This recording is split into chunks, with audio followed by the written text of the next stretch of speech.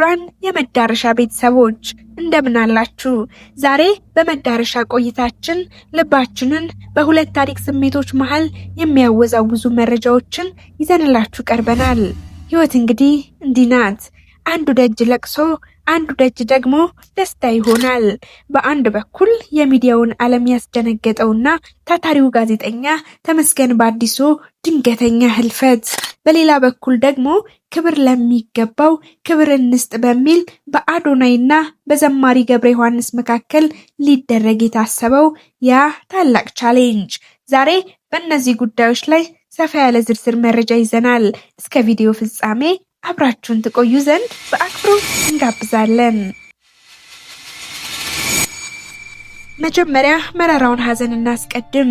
በኢትዮጵያ የሚዲያ ታሪክ ውስጥ ስሙ በጉልህ የሚጠቀሰውና በፋና ብሮድካስቲንግ ኮርፖሬት ለረጅም ዓመታት በቆራጥ ጋዜጠኝነቱ የሚታወቀው ተመስገን በአዲሱ ከዚህ ዓለም በሞት መለየቱ መላው የሚዲያውን ባለሙያና ወዳጅ ዘመዶቹን በከፍተኛ ሀዘን ውስጥ ጥሏል።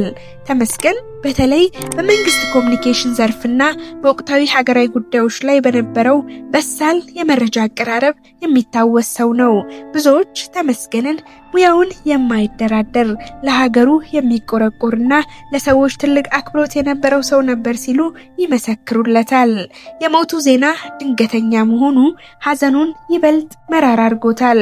መዳረሻ ለቤተሰቦቹ፣ ለወዳጅና ለመላው የጋዜጠኝነት ሙያ ባልደረቦቹ መጽናናትን ትመኛለች። ነፍስህን በአጸደ ገነት ያኖርልን። አዎ ህይወት እንዲህ ናት።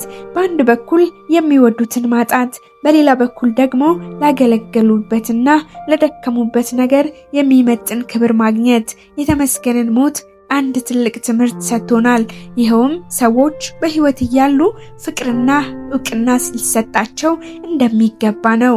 ልክ አሁን እንደምንሰማው አስደሳች ወሬ አዶናይ ለዘማሪ ገብረ ዮሐንስ እያደረገ ያለው ዝግጅት ልክ እንደ ተመስገን ለሙያቸውና ለዓላማቸው በታማኝነት ለቆሙ ሰዎች የማክበር ትልቅ ተምሳሌት ነው።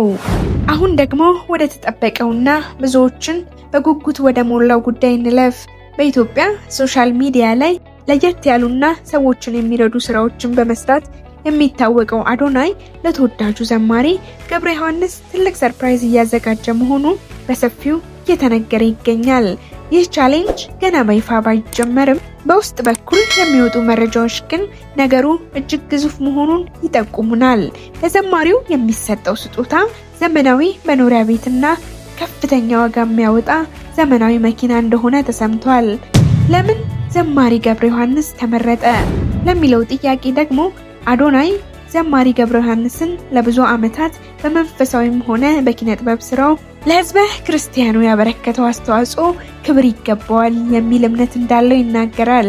ይህ ቻሌንጅ ሲጀመር መላው የኢትዮጵያ ህዝብ የሚሳተፍበትና ታላቅ የታሪክ ምዕራፍ የሚከፈትበት እንደሚሆን ይጠበቃል። ክብራትና ክብራን ዛሬ ያየናቸው ሁለት ታሪኮች አንድ የሚያደርጋቸው ነገር ቢኖር ሰው መሆንን ነው። በአንዱ መሞት እናዝናለን፣ በሌላው መከበር ደግሞ እንደሰታለን። የዘማሪ ገብረ ዮሐንስ ቻሌንጅ ሲጀመር መዳረሻ በቦታው ተገኝታ ሙሉ ዝርዝሩን ለእናንተ የምታደርስ ይሆናል። እናንተስ ምን ትላላችሁ? ስለ ጋዜጠኛ ተመስገን ያላችሁን ትዝታና ስለ አዶናይ በጎ ስራ ያላችሁን አስተያየት በኮሜንት መስጫው ላይ አስፍሩልን። ቪዲዮ ላይክ በማድረግ ለሌሎች እንዲደርስ አድርጉ። ሰላም ለሀገራችን፣ ፍቅር ለህዝባችን ይሁን። የጋዜጠኛ ተመስገን በአዲሱ ነፍስ በሰላም ትረፍ። አዶናይና ዘማሪ ገብረ ዮሐንስን ለሚያገናኘው ታላቅ ቻሌንጅ ደግሞ በጉጉት እንጠብቃለን። አዳዲስ መረጃዎች ሲደርሱን ወዲያውኑ ይዘንላችሁ እንመለሳለን። እስከዛው መዳረሻን ሰብስክራይብ አድርጋችሁ ቤተሰብ ሁኑ። ስለተከታተላችሁን እናመሰግናለን። ቸር ያቆየን። ይህ መዳረሻ ነው።